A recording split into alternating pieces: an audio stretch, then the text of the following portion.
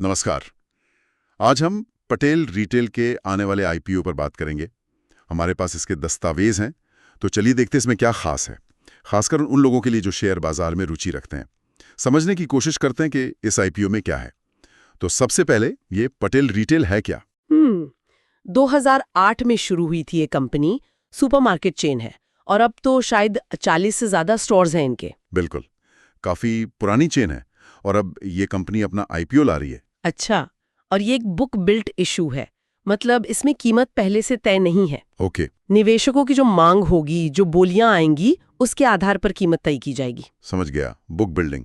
तो तारीख है, क्या इंपॉर्टेंट डेट्स हैं इसमें? हाँ, तो ये आईपीओ खुल रहा है 19 अगस्त 2025 को। मंगलवार। हाँ, और ये 21 अगस्त 2025 मतलब गुरुवार तक खुला रहेगा। 3 दिन। जी, 3 दिन। फिर शेयरों का जो अलॉटमेंट है वो 22 अगस्त को फाइनल हो जाएगा। ठीक है। और लिस्टिंग यानी शेयर बाजार में ट्रेडिंग शुरू होगी 26 अगस्त 2025 को, बीएसई और एनएसई दोनों पर। ओके, 26 अगस्त, ठीक है। और साइज कितना बड़ा है इस आईपीओ का? मतलब कंपनी कितना पैसा उठाना चाह रही है?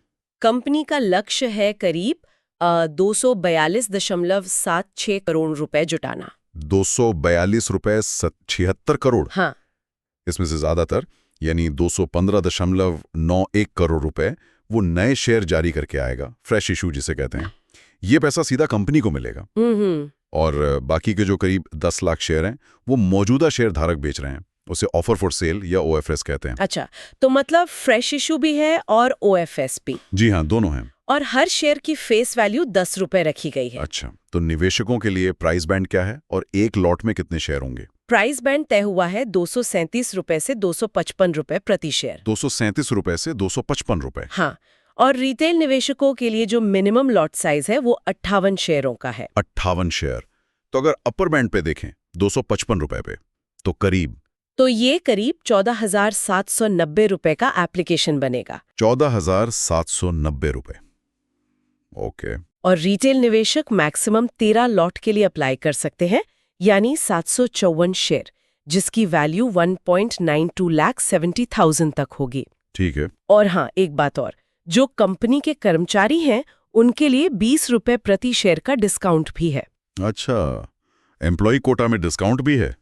ये जानना दिलचस्प है कि कोटा कैसे बांटा गया है, मतलब क्यूआईबी, रिटेल, एचएनआई के लिए। हाँ, ये जरूरी है समझना।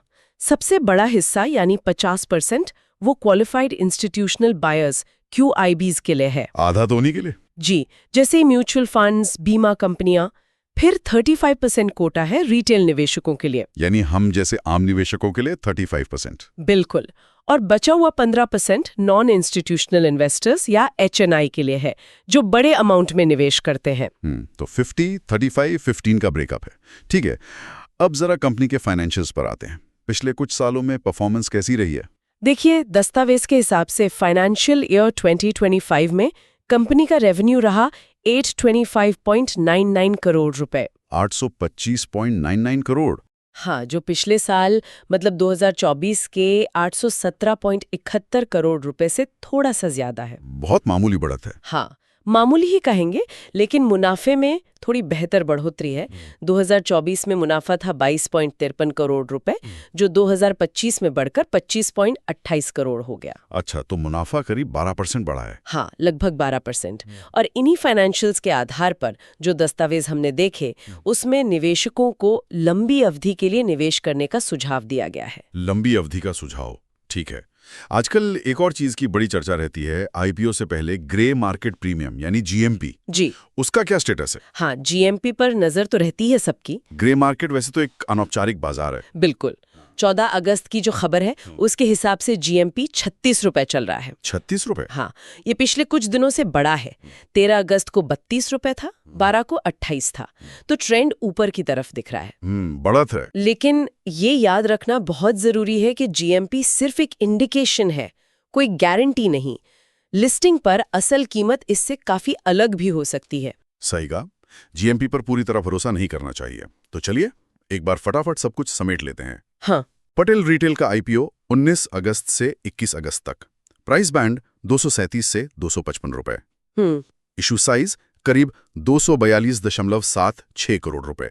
और लिस्टिंग 26 अगस्त को। बिल्कुल। और कंपनी का रेवेन्यू और मुनाफा पिछले साल से थोड़ा बेहतर हुआ है। हाँ, ये सारे आंकड़े हैं जो निवेशकों को अपना फैसला लेने में मदद कर सकते हैं। सही। और यहीं पर आज की बातचीत खत्म करते हुए एक सवाल छोड़ जाते हैं। जरूर। स्रोत दस्तावेज लंबी अवधि के निवेश का सुझाव दे रहा है,